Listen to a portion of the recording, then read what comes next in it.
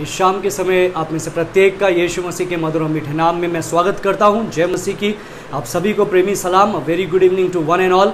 हम लोग देख रहे थे कि किस प्रकार से हमें परमेश्वर का कार्य परमेश्वर के तरीके से और परमेश्वर के लिए की महिमा के लिए करना है और कैसे करें उसके बारे में हम लोग देख रहे थे। पवित्र शास्त्र से हम लोगों ने कई बातों के बारे में अध्ययन किया, कई चीज़ों के बारे में अध्ययन किया। आज हम लोग उस अध्ययन में आगे बढ़ने वाले हैं और हम लोग देखेंगे कि परमेश्वर का वचन हमें उन सारी बातों के बारे में क्या बताता है। तो आइए हम लोग वचन में जाएंगे। वचन में जाने से पहले हम लोग प्रार्थना करेंगे and then we will begin. Let us pray. धन्यवाद देते हैं परमेश्वर इस शाम के समय के लिए जो आपने हमारे जीवन में दिया। परमेश्वर धन्यवाद देते हैं परमेश्वर की एक और बार हमें मौका दिया कि हम आपकी उपस्थिति में आ सके। परमेश्वर हम अपने आप को नम्र करते हुए अपने आपके चरणों में अपने आप को समर्पित करते हैं और प्रार्थना करते हैं प्रभु कि तू जो आज शाम के समय तेरे वचन के द्वारा हम में से प्रत्येक को सिखाना चाहता है वो बातें हम सीखने पाए और तेरे नाम की महिमा करने पाए। सारी बातों में तेरे नाम को प्रशंसा देते हैं। यीशु नासरी के नाम से मांगते हैं, सुनो ग्रहण का पिता। आमीन आमीन आमीन। परमेश्वर आप में से प्रत्येक को आशीष दे। हम लोग देख रहे थे दूसरा कुरिन्थियों उसका दूसरा अध्याय उसके 12वें पद से 17वें पद का हम लोग अध्ययन कर रहे हैं। We are studying from the book of 2 Corinthians chapter 2 verses 12 through verse 17। 12 से 17 तक हम लोग अध्ययन कर रहे हैं और हम लोग देख रहे हैं कि यदि हम परमेश्वर का कार्य करना चाहते हैं, यदि परमेश्वर के तरीके से करना चाहते हैं, यदि परमेश्वर की महिमा के लिए करना चाहते हैं, तो ऐसी क्या चीज़ें हैं जो आपके और हमारे जीवन में होना ज़रूरी है। हम लोग पौलुस के जीवन से देख रहे थे कि किस प्रकार से वो सेवकाई कर रहा है, वो किस प्रकार से सारी बातों को देख रहा है। उसके जीवन के द्वारा, सेवकाई के द्वारा हम इन बातों को समझने की कोशिश कर रहे थे। And I told you that we have to remember these 4 points। ये 4 बातें आपके और मेरे जीवन में होना आवश्यक है। ये होगा तो चलेंगे नहीं, ये होना अच्छा है ऐसा नहीं है, ये आवश्यक है। यदि आप और मैं परमेश्वर का कार्य परमेश्वर की महिमा से और परमेश्वर के तरीके से और परमेश्वर की महिमा के लिए करना चाहते हैं तो ये 4 चीजें आपके और मेरे जीवन में होना जरूरी है। ये बातें नहीं है तो हमारी सेवकाई व्यर्थ है। ये बातें नहीं है तो हम मसीह में कुछ नहीं कर सकते हैं। तो उसमें से सबसे पहली बात कौन सी है? हम लोगों ने दूसरा अध्याय उसका 12, 13, 14 पढ़ा था। I will do a little review and then will go ahead for the last point. 12 पद में लिखा है, पौलुस बताता है, जब मैं मसीह का सुसमाचार सुनाने को त्रोआस आया और प्रभु ने मेरे लिए एक द्वार खोला। अभी वो त्रोआस किस लिए आया है? मसीह का सुसमाचार सुनाने के लिए। परमेश्वर ने क्या किया? सेवकाई करने के लिए मौका दिया, द्वार को खोला। एक अलौकिक द्वार, आश्चर्यजनक रीति से लोगों का उद्धार हो रहा था, लोग मसीह में आ रहे थे। 13 पद में लिखा है, तो मेरे मन में चैन ना मिला इसलिए कि मैंने अपने भाई तीतुस को नहीं पाया, इसलिए उनसे विदा होकर मैं मकिदुनिया को चला गया। अब यहां पर हम लोगों ने पौलुस से एक और बात देखी कि वो सिर्फ सेवकाई करने के लिए यहां पर नहीं था, सिर्फ सुसमाचार प्रचार करने के लिए नहीं था, लेकिन अपने भाई तीतुस से मिलने के लिए था। तीतुस उसका एक चेला था, तीतुस उसका एक आत्मिक संतान थी और उसने तीतुस को पहला कुरिन्थियों की पुस्तक लिख करके भेजा था कुरिन्थियों की कलीसिया में, और वो इंतजार कर रहा था कि वो क्या जवाब लेकर के आएगा, प्रतिक्रिया क्या हुई कलीसिया की। जब ये पत्र पढ़ा गया तो ये बात को जानने के लिए उसका दिल उत्सुक था और इतना चिंता में वो था, इतना चैन उसके दिल में नहीं था कि परमेश्वर का वचन कहता है परमेश्वर ने द्वार खोला लेकिन वो द्वार को छोड़ करके चला गया।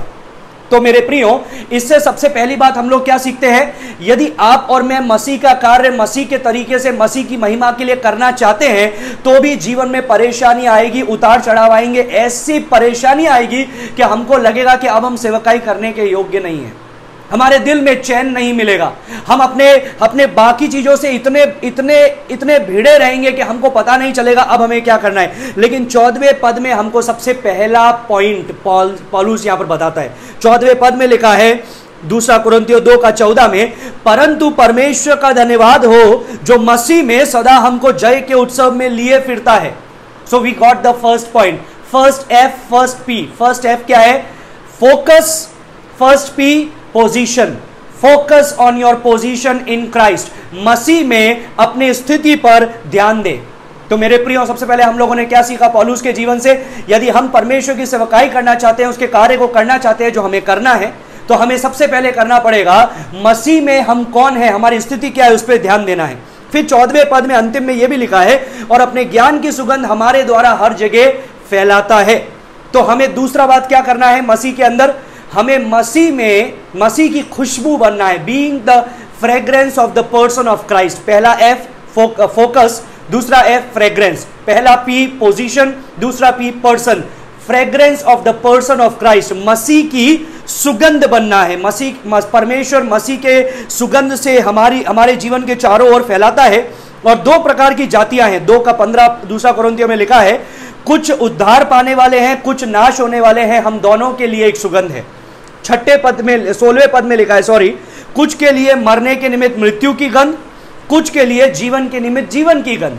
तीसरी बात हम लोगों ने यहां से देखा 17वें पद से, वहां पर लिखा हुआ है, क्योंकि हम उन बहुतों के समान नहीं जो परमेश्वर के वचन में मिलावट करते हैं। तो मैंने आपको बताया था कल के दिन, the third F is faithful, not successful, faithful, विश्वास योग्य। किसके प्रति विश्वास योग्य रहना? हमारी संस्था के आदेशों के प्रति, हमारे गुरुजनों के प्रति, उनके प्रति रहना है। लेकिन सबसे पहले वचन के प्रति, मसीह के उपदेशों के प्रति विश्वास योग्य रहना। Faithful to the precept of Christ. पहला क्या था मेरे प्रियो? Focus on your position in Christ. दूसरा fragrance of the person of Christ. तीसरा faithful to the precept of Christ. यीशु मसीह के उपदेशों के प्रति विश्वास योग्य रहना है। क्यों रहना है? क्योंकि मैंने आपको बताया था, उसका एक कारण यह है कि परमेश्वर हमको सबसे पहले देख रहा है। सबसे पहले हमारा परमेश्वर हमको देखने वाला है, हमारा दर्शक है, और दूसरा बाकी लोग। तो आपको और हमें यह कर्तव्य है, आपका और हमारा यह कर्तव्य है कि हम मसीह के उपदेशों के प्रति सच्चे बने रह करके सेवकाई करें। और उसके बारे में मैंने आपको कई चीजों को कल बताया था। Let me remind you of those things. Why we must be faithful to the precept of Christ. हमें मसीह के उपदेशों के प्रति क्यों विश्वास योग्य रहना है मेरे प्रियो? 2 कोरिन्थियों 2:17, because we speak in the sight of God in Christ. हम परमेश्वर को उपस्थित जानकर मसीह में बोलते हैं। हम परमेश्वर को उपस्थित जानकर मसीह में बोलते हैं। तो हमें जरूरी है कि हम पवित्र शास्त्र के प्रति सच्चे बने रहें, सच्चे बने रहें। जो लिखा है वही हम बताएं। और फिर हम लोगों ने एक क्वेश्चन पूछा था, क्यों? क्योंकि प्राथमिक दर्शक कौन है? परमेश्वर। दूसरा, हम परमेश्वर के प्रति जिम्मेदार हैं। अभी मैं चौथा और अंतिम बिंदु आज शाम के समय बताना चाहता हूं, वो है 16वें पद का अंतिम में। 16 पद को पूरा पढ़ूंगा। कुछ के लिए तो मरने के निमित्त मृत्यु की गंध, और कितनों के लिए जीवन के निमित्त जीवन की सुगंध। अभी लास्ट पॉइंट यहां से आता है, सुनिए। भला इन बातों के योग्य कौन है? यह है हमारा आखिरी बिंदु। भला इन बातों के योग्य कौन है? इंग्लिश में लिखा हुआ है, who is able for these things. Who is able for these things. इन बातों के योग्य कौन है? कोई भी योग्य नहीं है। इसलिए परमेश्वर ने हमें क्या दिया है?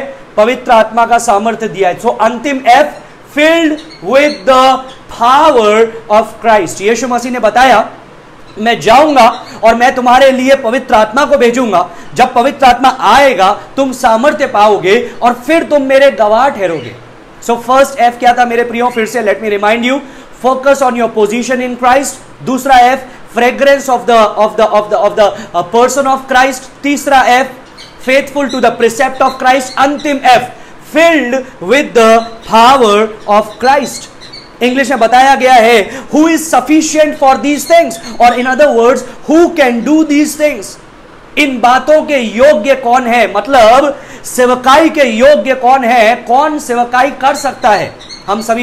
हम सभी कमजोर लोग हैं। हम पौलुस के समान कई बार कमजोर में आ जाते हैं, कई बार निराशा में आ जाते हैं, बेचैनी हमारे जीवन में आ जाती है। कई बार हम जो करना चाहते हैं वो नहीं कर पाते हैं। तो पौलुस यहां पर एक प्रश्न पूछ रहा है, भला इन बातों के योग्य कौन है? Who is equal to this task? Who is qualified for this task? In other words, who is competent for this task? In other words, who is capable of this task? ये कार्य करने के लिए कौन सक्षम है? कौन योग्य है? कौन इस इन बातों को करने के लिए क्वालिफाइड है? No one. उत्तर ये है, कोई भी नहीं। कोई भी अपनी शक्ति, अपने सामर्थ्य में यह कार्य को करने के योग्य नहीं है। इसलिए हमें मसीह के सामर्थ्य से भरने की जरूरत है मेरे प्रियो। भला इन बातों के who is sufficient for these things, भला इन बातों के योग्य कौन है? और उसका उत्तर क्या है? No one is sufficient in and of themselves. No one is sufficient in and of themselves मतलब क्या है? इसका मतलब है कोई भी अपने आप में और अपने आप के लिए पर्याप्त नहीं है। कोई भी अपने आप में और अपने आप के द्वारा अपने आप के द्वारा पर्याप्त नहीं है। हम अपने आप से सेवकाई को नहीं कर सकते हैं मेरे प्रियो। हम चेले अपने खुद की बुद्धि से, बड़े बड़े स्टैटिस्टिक्स को देखते हुए, स्ट्रेटेजीज को अपनाते हुए, बड़े बड़े बाइबल स्कूल में डिग्रीज लेते हुए हम चेले नहीं बना सकते हैं। हां, हम अनुयायी तो बना सकते हैं कि हम फेमस हैं और हमारे पीछे बहुत अनुयायी हैं, लेकिन हम मसीह के चेले नहीं बना सकते। मसीह के चेले बनाने के लिए हमें मसीह की जरूरत है। फिर से याद दिलाऊंगा यूहन्ना 15:5, जहां पर यीशु मसीह यह बताता है, without me you can do nothing. बिना मेरे तुम कुछ नहीं कर सकते। बिना मेरे तुम कुछ नहीं कर सकते। इसका मतलब है बिना यीशु के हम सामर्थ्यशाली वचन प्रचार नहीं कर सकते। बिना यीशु के मन फिराव नहीं हो सकता। बिना यीशु के सामर्थ्य के विश्वास नहीं आ सकता। बिना यीशु के सामर्थ्य के चेले नहीं बनाए जा सकते। बिना यीशु के सामर्थ्य के सेवकाई नहीं की जा सकती। दूसरा कोरिन्थियों 3:5 के अंदर परमेश्वर का वचन पौलुस बताता है, our sufficiency is from God. मैं पढ़ना चाहूंगा दूसरा कोरिन्थियों 3 अध्याय उसका 5वां पद। वहां पर लिखा है, यह नहीं कि हम अपने आप से इस योग्य हैं कि अपनी ओर से किसी बात का विचार कर सके, पर हमारी योग्यता परमेश्वर की ओर से है। वाओ! पौलुस एक ऐसा चेला जिसने इस प्रकार से कहा कि घमंड करने के लिए मेरे पास में बहुत कुछ है। मैं फरीसियों में एक फरीसी हूं, मैं एक रब्बी, एक गुरु रह चुका हूं, मेरे पास में ये डिग्रीज है, मैं ये हूं वो हूं, बहुत सारी बातों को उसने बताया। और फिर अंत में उसने बोला, लेकिन मसीह के ज्ञान के सामने, मसीह में ये सारी बातों को मैं कूड़ा जानता हूं, गार्बेज। और यूनानी भाषा में जो शब्द लिखा है कूड़े के लिए, वो शब्द है डंग, मतलब मल जानता हूं, कचरा जानता हूं। और वो यहां पर बता रहा है कि हम अपने आप से नहीं करते, हम अपनी ओर से, अपनी विचारों से नहीं, लेकिन हमारी योग्यता परमेश्वर की ओर से आती है। तो मेरे प्रियो, इसीलिए हमें क्या करना है? परमेश्वर मसीह में अपनी स्थिति पर गौर करना है। इसीलिए हमें मसीह की सुगंध बनना है। इसीलिए हमें मसीह के उपदेशों के प्रति विश्वास योग्य रहना है, क्योंकि सामर्थ्य सिर्फ मसीह के द्वारा आता है। सामर्थ्य सिर्फ मसीह के द्वारा आता है। Let me go ahead. यीशु मसीह ने जो बोला यूहन्ना 15:5 में, मुझसे अलग होकर के तुम कुछ नहीं कर सकते। Without me you can do nothing. दूसरा कोरिन्थियों 3:5 में, अवर सफिशिएंसी इज फ्रॉम गॉड। हमारी योग्यता परमेश्वर की ओर से आती है। हमारी योग्यता परमेश्वर की ओर से आती है। मैं एक पद को पढ़ना चाहूंगा, पहला कोरिन्थियों उसका 3 अध्याय और उसका 6 पद में पढ़ना चाहूंगा। पहला कोरिन्थियों 3 अध्याय। पौलुस यहां पर बता रहा है, क्योंकि इस कलीसिया में एक बहुत बड़ी समस्या थी, और वो समस्या थी गुटबंदी की समस्या। कुछ लोगों ने बोला कि हम पौलुस के हैं, कुछ लोगों ने बोला हम अपोलोस के हैं, कुछ लोगों ने बोला कि हम केफास के हैं, और कुछ लोग जो ज्यादा आत्मिक थे उन्होंने बोला हम मसीह के हैं। तो पौलुस यहां पर बता रहा है, क्या अपोलोस क्या है? 3:5 में लिखा है, पौलुस बता रहा है अपोलोस क्या है और पौलुस क्या है? केवल सेवक, जिनके द्वारा तुमने विश्वास किया, जैसा हर एक को प्रभु ने दिया। मैंने लगाया, अपोलोस ने सींचा, लेकिन बढ़ोतरी किसने दी मेरे प्रियो?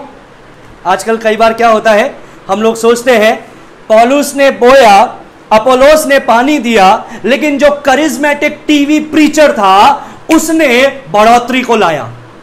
Isn't it? अपोलोस ने बोया, पौलुस ने पानी दिया, और जो तेजी से बोलने वाला सुसमाचार प्रचारक था उसने बढ़ोतरी को लाया। Is it that? पौलुस ने बोया, अपोलोस ने सींचा, लेकिन जो आश्चर्य कर्म करने वाला परमेश्वर का महान दास था, उसने बढ़ोतरी को लाया। ऐसा लिखा है क्या? नहीं मेरे प्रियो। पौलुस स्वयं यहां पर नम्रता से बोल रहा है, मैंने बोया, अपोलोस ने पानी दिया, लेकिन बढ़ोतरी सिर्फ परमेश्वर ने दिया। अवर सफिशिएंसी इज फ्रॉम गॉड, सिर्फ परमेश्वर ने उस बढ़ोतरी को दिया। अगस्टीन ने एक प्रार्थना की, मैं आपको पढ़कर सुनाना चाहूंगा। अगस्टीन की प्रार्थना थी, हे प्रभु जो आप चाहें आदेश दें, और जो आप आदेश दें उसे प्रदान करें। मतलब आप जो चाहते हैं मैं जो करूं, आप आदेश दीजिए, मैं वो कार्य करने के लिए तैयार हूं, लेकिन उसको पूरा करने के लिए मुझे जो जो सहायता चाहिए, मुझे जो जो चीजें चाहिए, उसका प्रबंध भी आप कर दीजिए। मैं इस प्रकार से बोलता हूं, इसको अलग ढंग से बोलता हूं। ये अगस्टीन की प्रार्थना थी, लेकिन मैं अलग ढंग से बोलता हूं। मैं बोलता हूं, if it is his will he will pay the bill. If it is his will he will pay the bill. इसका मतलब यह है, यदि उसकी इच्छा है, यदि उसने आपको करने के लिए आज्ञा दिया है, यदि उसने आपको कुछ करने के लिए बोला है, तो उन बातों को पूरा करने के लिए वो मार्ग भी निकालेगा, साधन भी निकालेगा। कौओं को लाना पड़े तो कौओं को लेकर के आएगा, विधवा के द्वारा भोजन खिलाना पड़े तो विधवा के द्वारा भोजन खिलाएगा। अगर वो कटोरी का तेल नहीं खत्म होना पाए तो नहीं होगा। याद रखिए, he will provide, he will provide. परमेश्वर जहां आपको लेकर के जाता है, जो कार्य करने के लिए बोलता है, उसके लिए प्रबंध भी करता है, लेकिन कई बार हम उस पर भरोसा नहीं रखते मेरे प्रियो।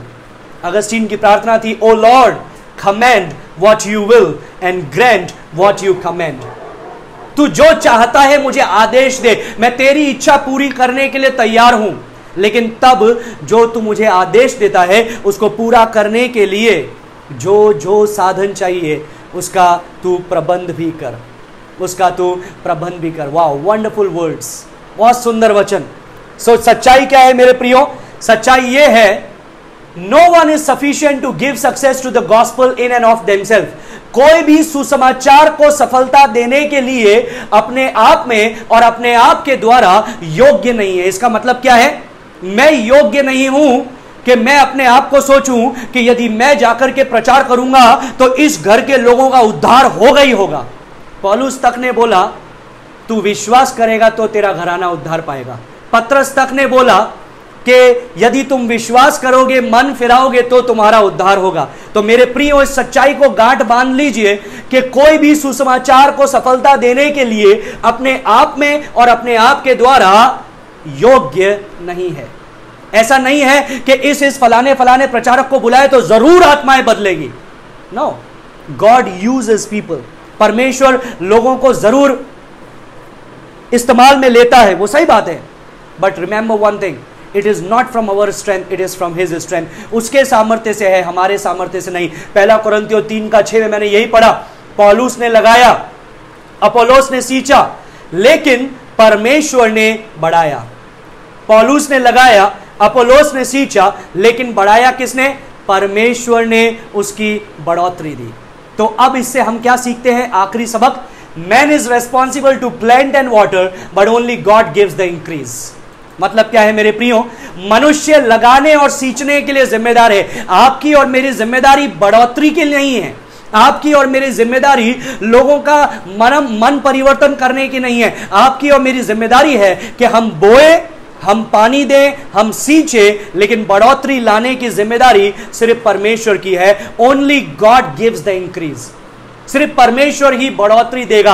हो सकता है आप अपने परिवार के लिए प्रार्थना कर रहे हो, उनको निरंतर सुसमाचार सुना रहे हो, मसीह केंद्रित जीवन बिता रहे हो, आंसुओं के साथ में उनके लिए प्रार्थनाएं कर रहे हो, लेकिन अभी तक उनका उद्धार नहीं हुआ और आपको लग रहा हो कि मैं असफल हूं।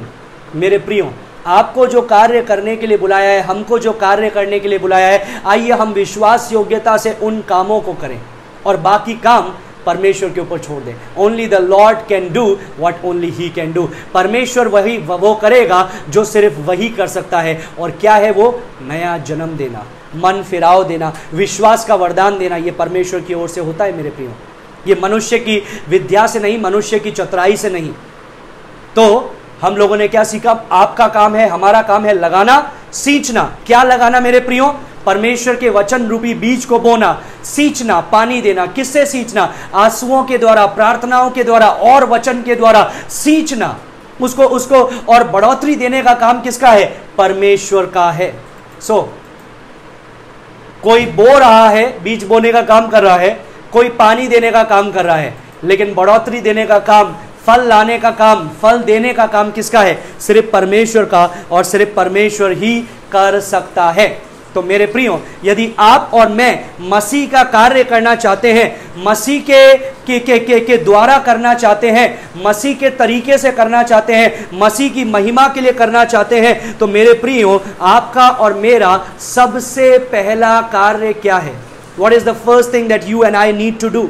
What is the first thing? पहली बात क्या है जो आपको और मुझे करना जरूरी है? वो क्या है? ये 4 चीजें जो हम लोगों ने सुना। सबसे पहले, focus on your position in Christ, यीशु मसीह पर, अपनी स्थिति पर ध्यान दे। दूसरा, manifest the fragrance of the person of Christ, मसीह की सुगंध बने, मसीह के व्यक्तित्व की सुगंध बने। तीसरा, being faithful to the precept of Christ, मसीह के उपदेशों के प्रति विश्वास योग्य बने रहें। और अंतिम बात हम लोगों ने जो देखा, to be filled with the power of Christ, मसीह के सामर्थ्य से भर जाएं, मसीह के सामर्थ्य से भर जाएं। Now let me remind you once again, message is the same and method is also the same. संदेश वही है, तरीका भी वही है। फिर से बोलूंगा, संदेश वही है और तरीका भी वही है। संदेश बदला नहीं है मेरे प्रियो, और ना ही तरीका बदला है। तरीका भी वही है और संदेश भी वही है। संदेश क्या है? यीशु मसीह का सुसमाचार प्रचार करना है हमें। और तरीका क्या है? मसीह के सामर्थ्य के द्वारा हमें वो प्रचार करना है, मसीह के उपदेशों के द्वारा हमें उसका प्रचार करना है। Now, why doing God's work God's way for God's glory is important? ये आपको नोट्स में नहीं मिलेगा, लेकिन लिख लीजिए और निकाल लीजिए। दूसरा शमूएल की पुस्तक, उसका 6 अध्याय और उसका 1 से 11। दूसरा शमूएल उसका 6 अध्याय, दूसरा शमूएल की पुस्तक उसका 6ठा अध्याय और उसका पहले पद से 11वें पद तक मैं पढ़ना चाहता हूं, और मैं आपको बताऊंगा क्यों परमेश्वर का काम परमेश्वर के तरीके से और परमेश्वर की महिमा के लिए होना आवश्यक है। सुनिए, 6:1 में लिखा है, दूसरा शमूएल 6:1 में, फिर दाऊद ने एक और बार इज़राइल में से सब बड़े वीरों को जो 30,000 थे इकट्ठा किया। दाऊद राजा क्या कर रहा है? 30,000 वीरों को इकट्ठा कर रहा है। 30,000 वीरों को, बड़े वीरों को वो इकट्ठा कर रहा है। तब दाऊद और जितने लोग उसके संग थे वे सब उठकर यहूदा के बाले नामक स्थान से चले कि परमेश्वर का वो संदूक ले आए जो करूबों का पर विराजमान सेनाओं के यहोवा का कहलाता है। ये अच्छा काम कर रहा है, ये परमेश्वर का काम कर रहा है। क्या कर रहा है? ये उस संदूक को, जो परमेश्वर के वाचा का संदूक है, जो परमेश्वर की उपस्थिति का प्रतीक था, उसको ये यरूशलेम में लाने की तैयारी कर रहा है। तो इसने सबसे पहले क्या किया? योजना बनाई। 30,000 पुरुषों को चुना, जो बड़े वीर पुरुष थे। एक छोटी सेना नहीं, एक बहुत बड़ी सेना, ताकि पूरे जोर शोर से, पूरे एक बड़े जुलूस के द्वारा परमेश्वर के उस वाचा के संदूक को यरूशलेम में लाया जा सके। तीसरे पद में लिखा है, तब उन्होंने परमेश्वर का संदूक एक नई गाड़ी पर चढ़ाकर टीले पर रहने वाले अबीनादाब के घर से निकाला, और अबीनादाब से के उजा और अहो नामक 2 पुत्र उस नई गाड़ी को हाँकने लगे। सुनिए, ये करना चाहता है परमेश्वर का कार्य, परमेश्वर की महिमा को यरूशलेम में लाना चाहता है। इसने तैयारी भी की, अच्छी तरह से की। 30,000 योद्धाओं को चुना, बड़े वीर पुरुषों को चुना, एक बड़ी सेना को चुना, जुलूस के साथ में परमेश्वर का उस संदूक को लेकर के आने के लिए। उसने एक नई गाड़ी भी बनाई संदूक को रखने के लिए, एक नई गाड़ी।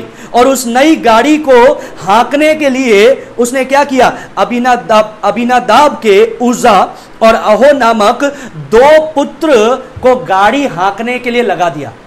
अबीनादाब एक व्यक्ति था, उसके 2 पुत्रों को उसने गाड़ी हाँकने के लिए लगाया। सुनिएगा गौर से, उजा और अहो।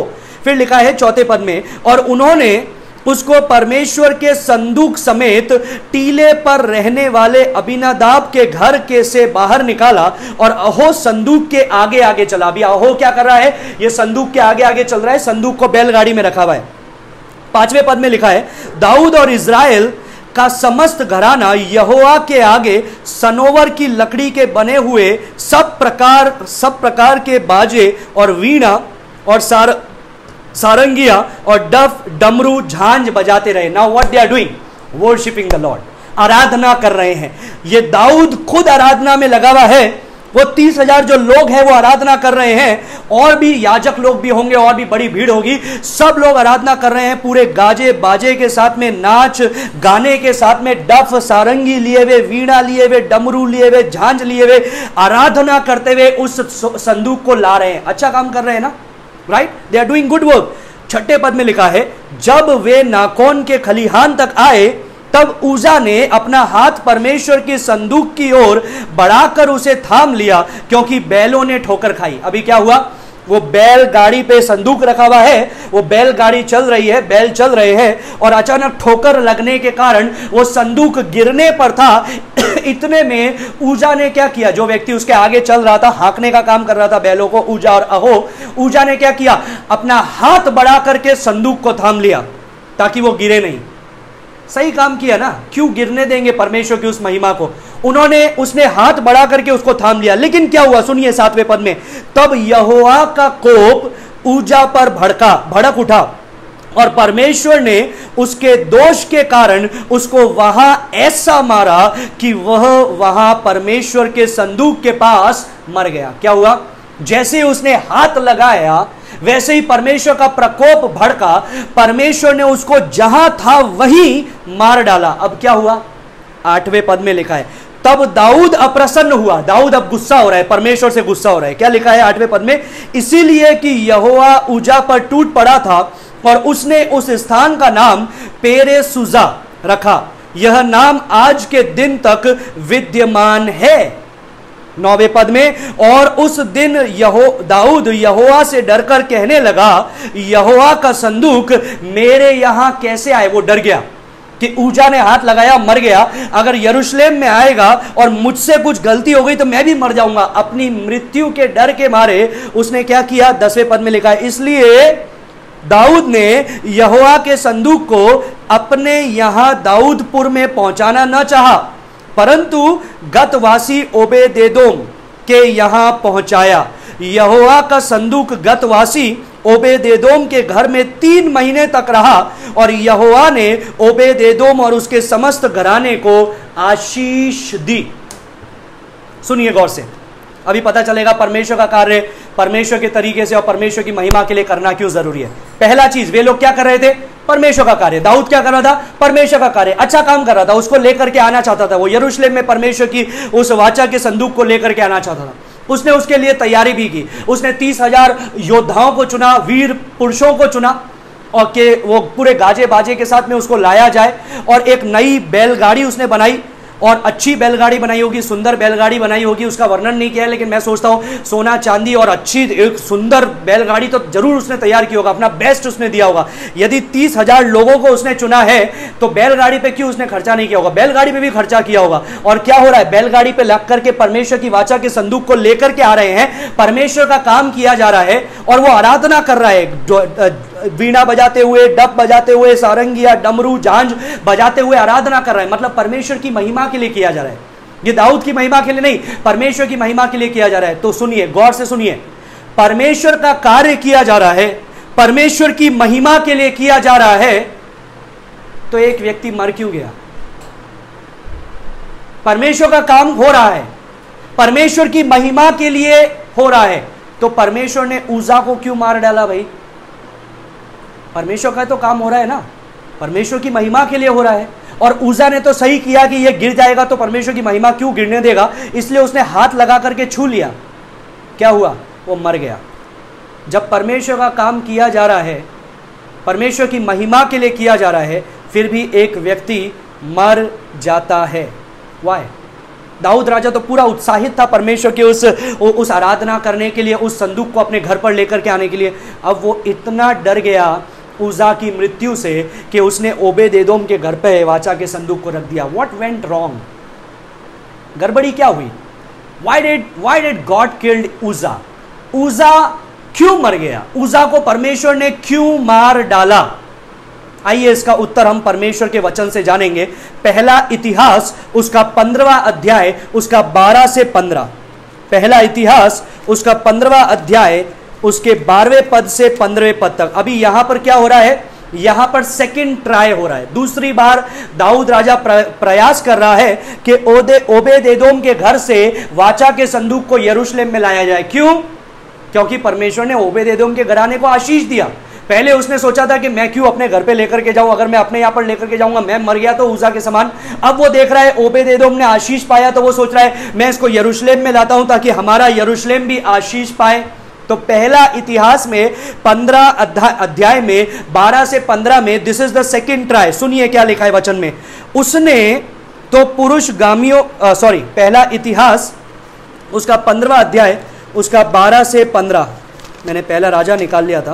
पहला इतिहास 15 उसका 12 से 15। वहां पर लिखा है, तुम तो लेवी पितरों के घराने में मुख्य पुरुष हो, इसीलिए अपने भाइयों समेत अपने अपने को पवित्र करो कि तुम इज़राइल के परमेश्वर यहोवा का संदूक उस स्थान पर पहुंचा सको जिसको मैंने उसके लिए तैयार किया है।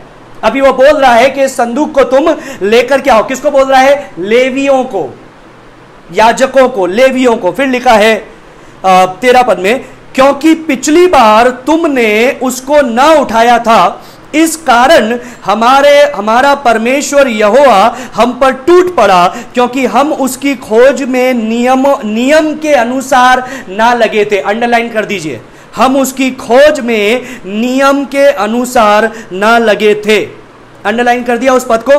14 पद, तब याजकों और लेवियों ने अपने अपने को पवित्र किया कि इज़राइल के परमेश्वर यहोवा का संदूक ले जा सके। तो वे लोग क्या कर रहे हैं? अब they are focusing on their position in Christ. परमेश्वर पर, अपनी स्थिति पर ये लेवी लोग ध्यान दे रहे हैं, अपने आप को पवित्र कर रहे हैं, वो परमेश्वर की सुगंध बन रहे हैं। फिर लिखा है 15 पद में, तब उस आज्ञा के अनुसार जो मूसा ने यहोवा का वचन सुनकर दी थी, लेवियों ने संदूक को डंडों के बल अपने कंधों पर उठा लिया। वाह! अभी क्या हो रहा है? Now they are referring to the manual. पहले उन्होंने क्या सोचा था मेरे प्रियो? पहले उन्होंने सोचा था परमेश्वर का काम करना है, परमेश्वर की महिमा के लिए करना है, अपने तरीके को इस्तेमाल में ले लेते हैं। दाऊद राजा ने यही सोचा। उसका तरीका क्या था? वो तो एक राजा था ना, योद्धा था, तो उसने सोचा जब कोई राजा जाता है तो सेना जाती है, तो हम सेनाओं के यहोवा का संदूक लेकर के आ रहे हैं, भाई छोटी मोटी बात नहीं है, तो मैं 30,000 योद्धाओं को चुनूंगा। ये किसकी बुद्धि थी? दाऊद राजा की। ये दाऊद राजा की बुद्धि थी। He did not for the first time, पहली बार जब वो संदूक को ला रहे थे, he did not refer the manual. उसने परमेश्वर के वचन को देखा नहीं, कैसे लाना चाहिए उसको उसने पढ़ा नहीं, उसको उसने गंभीरता से नहीं लिया। बस उसके मन में आया परमेश्वर का काम करना चाहिए, मन में आया परमेश्वर की महिमा के लिए करना चाहिए। उसका उद्देश्य भी सही था मेरे प्रियो, उसका कार्य भी सही था, वो परमेश्वर का काम करना चाहता था। लेकिन गलती क्या हो गई? तरीका अपना इस्तेमाल में लिया। उसने परमेश्वर के वचन को तो एक तरफ रख दिया और क्या किया? 30,000 योद्धाओं को चुना, शूरवीरों को चुना, फिर एक नई बैलगाड़ी बनाई जिसके ऊपर और कुछ भी नहीं था। पहली बार वो बैलगाड़ी बनाई गई, तैयार की गई और भव्य रीति से उसको लाने की तैयारी की गई वाचा के संदूक को। क्या हुआ? एक जना मर गया। क्यों भाई? क्यों मर गया? यहां पर उत्तर दिया हुआ है, क्योंकि पहली बार परमेश्वर के नियम के अनुसार नहीं लाया गया था। तो इस बार उन्होंने क्या किया? वचन के अनुसार, मूसा को जो आज्ञा दी थी उसके अनुसार लेवियों ने संदूक को डंडों के बल अपने कंधों पर उठा लिया। अभी परमेश्वर की आज्ञा क्या थी? वाचा के संदूक को कैसे लाया जाए? आइए हम लोग देखते हैं निर्गमन की पुस्तक उसका 25वां अध्याय निकालिए। आइए देखते हैं परमेश्वर के वचन के अनुसार परमेश्वर की आज्ञा क्या थी, वाचा के संदूक को कैसे, अगर तुमको एक जगह से दूसरी जगह पर ले जाना है तो क्या करना है। निर्गमन की पुस्तक 25वां अध्याय उसका 12 से 16, book of Exodus chapter 25 verse 12 to 16। यहां पर ऐसा लिखा है, और सोने के 4 कड़े डलवाकर उसके चारों पायों पर और एक और दो कड़े और एक दूसरी ओर दो कड़े भी लगवाना। अभी यहां पर क्या हो रहा है, सॉरी मेरे पास में पिक्चर नहीं है, लेकिन मैं आपको बताना चाहता हूं यहां पर हो क्या रहा है। वो वाचा के संदूक को परमेश्वर बनाने के लिए बता रहा है विधि क्या है, और परमेश्वर बता रहा है सपोज इट्स अ बॉक्स, मान लीजिए वो एक बॉक्स की जैसे है, उसके चारों कोने में क्या करना है, गोल राउंड कड़ियां लगाना है, कड़ियां गोल राउंड। ये क्यों लगाना है, ये कड़ियों के अंदर, फिर यहां पर लिखा है 13वें पद में, फिर बबूल की लकड़ी के डंडे बनवाना और उन्हें भी सोने से मढ़वाना। अब परमेश्वर क्या बोल रहा है, लकड़ी का भी नाम लिखा है, ऐसी वैसी अपनी मर्जी से नहीं लेके आ सकते, मैं तो सागवान लगाऊंगा भाई, मैं तो शीशम लगाऊंगा, नहीं, मैं तो नीम लगाऊंगा, नहीं, अपनी बुद्धि से काम नहीं लेना है। परमेश्वर ने जो बोला है वैसा ही करना है। क्या करना है, बबूल की लकड़ी से सरकंडे बनाना है और उसको भी सोने से मढ़वाना है और डंडों को संदूक के दोनों ओर के कड़ों में डालना है। अभी क्या करना है, उस डंडों को दोनों ओर के कड़ों में डालना है। तो कैसे हो गया, वो झूल गया ना। फिर यहां पर लिखा है जिससे उनके बल संदूक उठाया जाए, उसके बल क्या हो, संदूक उठाया जाए। 15वें पद में लिखा है वे डंडे संदूक के कड़ों में लगे रहे और उससे अलग नहीं किए जाए। वो संदूक के जो डंडे हैं वो कड़ों में ही डाल के रखना है, उसको अलग नहीं करना है। और 16वें पद में लिखा है और जो साक्षी पत्र मैं तुझे दूंगा उसे भी संदूक में रखना है। अभी क्या करना है, 4 याजकों को ये डंडे को आगे पीछे, एक इधर एक इधर एक इधर एक इधर, 4 याजकों को अपने हाथ के बल उठा करके ये वाचा के संदूक को एक स्थान से दूसरे स्थान पे ले जाना है। अभी निर्गमन की पुस्तक किसके विषय में लिखी आपको पता है ना, जब वो मरुभूमि में थे, उन्होंने अभी तक अपना राज्य पाया नहीं है, कनान देश में प्रवेश नहीं किया है। तो दाऊद राजा ने सोचा ये तो पहले की बात थी, ये तो हमारे बाप दादाओं की बात थी, जब हम मिस्र से निकल रहे थे, हमारे पास में बैलगाड़ी नहीं थी, हमारे पास में बहुत सोना चांदी नहीं था, हमारे पास में बाकी सब चीजें नहीं थी, तो परमेश्वर ने बोला होगा डंडों का सहारा लेना। लेकिन अब तो कई साल बीत गए हैं। So message is the same but method is the different. Message एक ही है, संदेश एक ही है, परमेश्वर का कार्य को करना है, परमेश्वर की महिमा के लिए करना है, वाचा के संदूक को लाना है क्योंकि वो परमेश्वर की महिमा का प्रतीक है। लेकिन साधन बदल गए हैं, मेथड्स आर चेंज। अब मेथड्स क्या है, ये तो नई सेंचुरी है, अभी हमारे पास में मैं राजा हूं, हमारे पास में सब कुछ है, क्यों ना हम राजकीय शोभा के अनुसार, राजकीय भव्यता के अनुसार उस वाचा के संदूक को लाएं। क्या हुआ, एक व्यक्ति मर गया। तो मेरे प्रियो, because they were not doing it God's way, they were doing God's work, they were doing it for God's glory, but because they were not doing it God's way, somebody died. Somebody died. It's a serious offense. ये गंभीर बात है मेरे प्रियो। When we don't do God's work God's way, you know what we populate or what we produce? Deceived soul, damned soul and doomed soul. जब हम परमेश्वर के कार्य को परमेश्वर के तरीके के अनुसार नहीं करते हैं तो हम कुछ ना कुछ तो बनाते हैं। क्या बनाते हैं, निर्णय बनाते हैं, ऐसे लोग बनाते हैं जो सतह से दिख रहे हो कि हम परमेश्वर की संतान हैं। क्यों भाई, क्यों परमेश्वर की संतान हो? इसलिए नहीं क्योंकि मसीह ने मेरे को बचा लिया है, लेकिन इसलिए क्योंकि एक पास्टर ने बोला था, मैंने हाथ उठाया, मैं आगे भी गया, मैंने प्रार्थना भी दोहराई, अब मैं मसीही हूं। Sinners prayer, right, Sinners prayer. एक बात मुझे बताइए, परमेश्वर के वचन से ढूंढ करके बताना, ये पापी की प्रार्थना या सिनर्स प्रेयर, ये कौन से प्रेरित ने सिखाई है ऐसा बोलने के लिए, या परमेश्वर के वचन के कौन से खंड से ये सिनर्स की प्रेयर जो है, पापियों की प्रार्थना दोहरा करके उद्धार हो जाएगा, लिखा है? इसके बारे में मैं आपको थोड़ा और बताऊंगा आने वाले क्लासेस के अंदर। मैं आपको बताऊंगा कि आखिर ये हाथ उठाना, ऑल्टर कॉल बोलते हैं ना, जैसे हाथ उठाना, आगे आना, प्रार्थना दोहराना, जिसने प्रार्थना दोहराई है आप मसीह बन गए हैं, ये सब कहाँ से शुरू हुआ, ये सब किसके द्वारा शुरू हुआ? I am going to share those things, hold on. अभी से मैं नहीं बताऊंगा, लेकिन मैं आपको बताऊंगा जरूर कि वो कहाँ से शुरू हुई, वो किसके द्वारा शुरू हुई, और आज वो पूरी दुनिया के अंदर है। मनुष्य का कार्य, परमेश्वर का कार्य, मनुष्य का तरीका, स्ट्रेटजीज, स्टैटिस्टिक्स, ये स्ट्रेटेजीज बनाएंगे तो सही में लोगों का उद्धार हो जाएगा। नहीं मेरे प्रियो, message is the same, method is the same and motives are the same. संदेश भी वही है, संदेश प्रचार करने का तरीका भी वही है, और संदेश क्यों प्रचार करना है, क्यों चेले बनाना है, उसका कारण भी वही है। गॉड हैज नॉट चेंज्ड, परमेश्वर बदला नहीं है, परमेश्वर का संदेश भी नहीं बदला है, पापियों की स्थिति भी नहीं बदली है। अभी भी जो पापी हैं वो परमेश्वर से दूर है। ऐसे नहीं है कि जो पुराने पापी थे, जो पहले के शताब्दी में जो पापी थे वो एकदम पापी थे और आज के पापी थोड़े अच्छे पापी है। नहीं, पापियों की अवस्था भी वही है।